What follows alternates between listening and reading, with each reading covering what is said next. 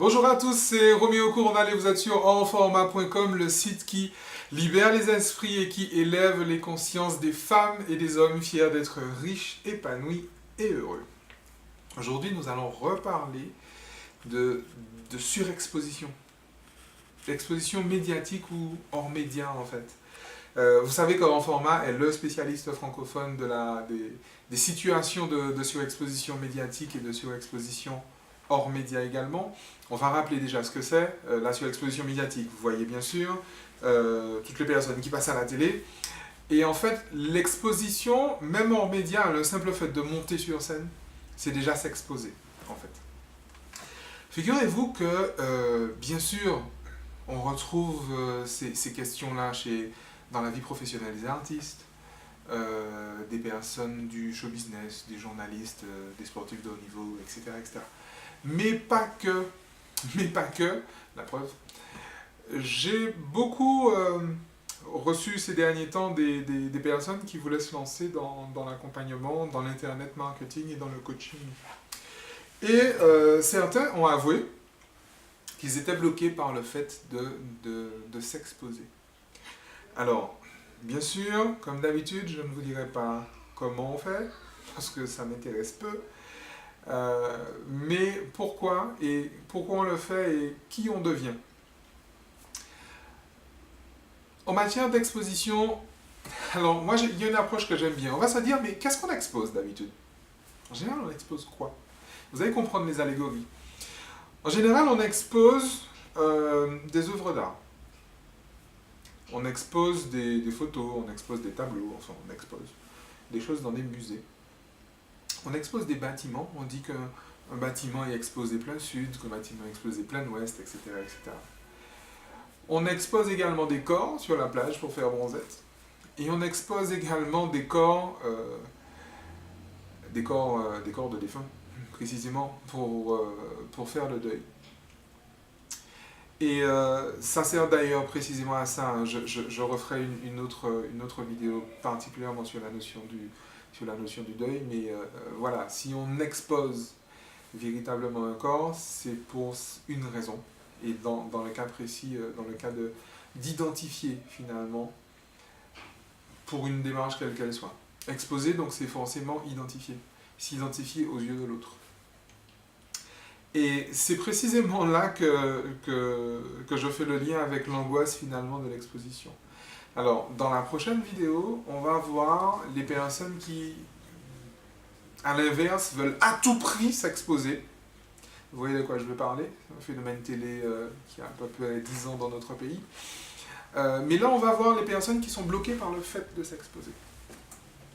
Alors, quand on en est à se poser la question, mais est-ce que j'ai le droit de le faire finalement? Est-ce que je me sens pas finalement? Je m'expose, mais j'ai peur de ci, j'ai peur de ça, oui, mais mes enfants, oui, mes trucs, oui, mais ma vie privée, etc. C'est fou comme on peut être créatif pour s'inventer des histoires. Et souvent, ces histoires, c'est, voilà, protéger ma vie privée, protéger mes enfants. Moi aussi, j'ai des enfants, hein. J'ai des magnifiques enfants qui regardent mes vidéos, d'ailleurs, coucou les enfants, j'avoue que papa vous aime.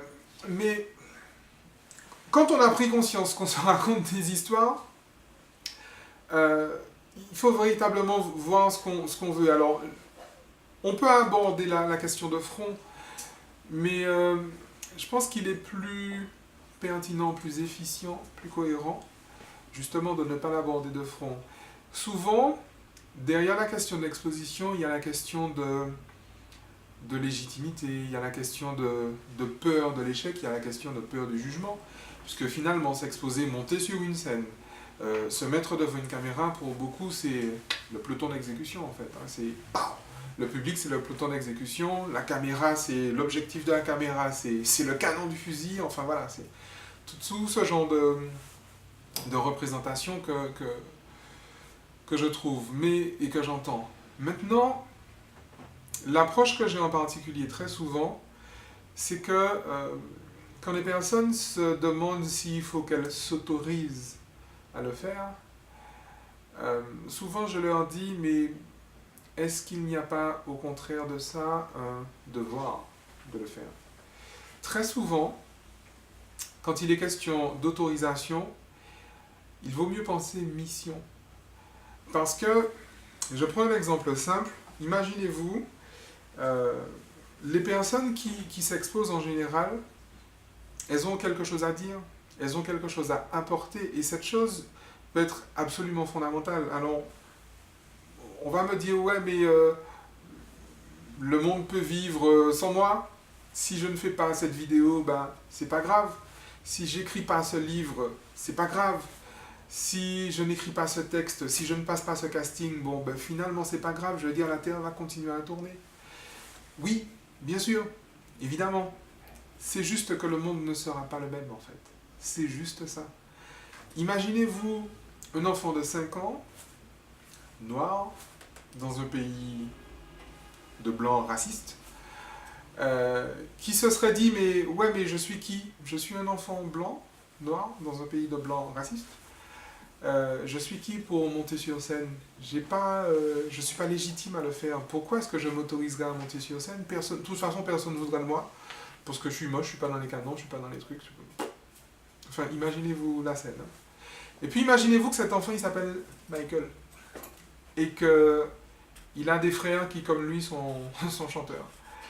Alors, bien sûr, si vous n'avez pas compris de qui je parle, passez la vidéo à votre voisin, et il va vous y expliquer de qui je parle. Et imaginez-vous le petit Michael. Bien sûr, vous allez me dire, mais s'il n'avait pas fait cette démarche-là, c'est pas grave, hein, le monde serait encore vivant, la Terre tournerait toujours, c'est vrai. Mais le monde ne serait pas le même, tout simplement. Tout simplement. J'ai un couple d'amis qui, il y a quelques années, pensaient au divorce. Et il y a quelques années, 3 jeunes filles, dont une qui n'était pas encore majeure, ont sorti un titre qui s'appelait Sauver l'amour. Alors pour celles et ceux d'entre vous qui n'ont pas la chance, l'honneur et le privilège de parler créole, Sauver l'amour, ça veut dire sauvons notre amour. Et c'est assez marrant parce que j'ai revu ce couple récemment, on en a reparlé de ça. Et rien que par rapport à cette chanson-là, en fait, un jour ils se sont dit, bon, qu'est-ce qu'on fait? Est-ce qu'on laisse le truc partir pour rire comme ça, ou qu'est-ce qu'on fait? Et ça fait presque 30 ans, en fait, hein, que ce titre-là est sorti. Ça fait presque 30 ans. Donc que ce couple a failli se séparer, et ça fait donc plus de 30 ans qu'ils sont ensemble. Alors, tout ça pour vous dire que, bien sûr, si vous ne l'écrivez pas, ce livre, si vous ne le passez pas, ce casting, si vous ne la faites pas, cette vidéo, si vous ne montez pas sur scène, effectivement, le monde continuera à tourner. Mais il ne sera pas le même. Il ne sera tout simplement pas le même. Au-delà de l'autorisation que vous cherchez plutôt la mission que vous avez. Vous avez quelque chose à apporter. Et depuis, je dis ça souvent, hein, depuis que il y a des êtres humains sur Terre, il n'y a pas eu celui que vous êtes. Et jusqu'à ce qu'il n'y ait plus d'êtres humains sur Terre, il n'y aura plus celui que vous êtes.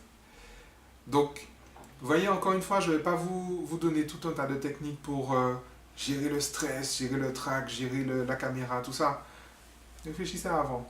Ce que vous avez à apporter, ce que vous avez à dire, personne d'autre que vous ne peut le dire, personne d'autre que vous ne peut l'apporter, comme vous allez l'apporter. Donc, encore une fois, écrivez-le ce texte, passez-le ce casting, faites-la cette vidéo. Prenez ce risque-là de vous exposer, c'est vrai. Après, une fois que vous en aurez trouvé le sens, une fois que vous aurez trouvé la mission, vous pourrez aller voir Yael Zbili qui va vous donner, qui va vous aider justement dans cette image qui sera cohérente avec vous-même et avec votre message. Après, vous pourrez voir mon ami Jimmy Brown derrière la caméra qui va vous révéler votre identité visuelle la plus forte à travers la photo. Effectivement, après vous pourrez voir Roméo Cournal pour ne plus du tout avoir le trac. Parce qu'effectivement, je n'ai jamais eu le trac. Hein. Je sais comment on fait.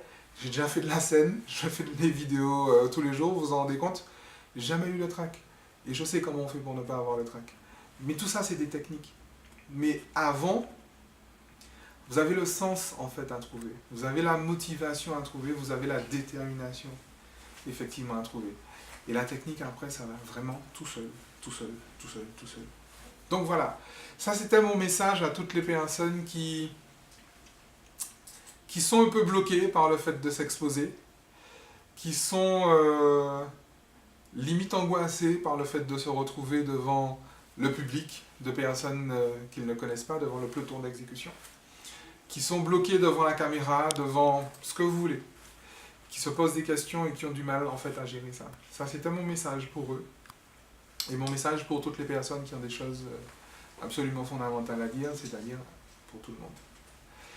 D'ici notre prochaine communication, d'ici la prochaine vidéo qui va parler de cette même situation de surexposition, mais de l'autre côté, d'ici notre prochaine communication, vivez fort et de mieux en mieux.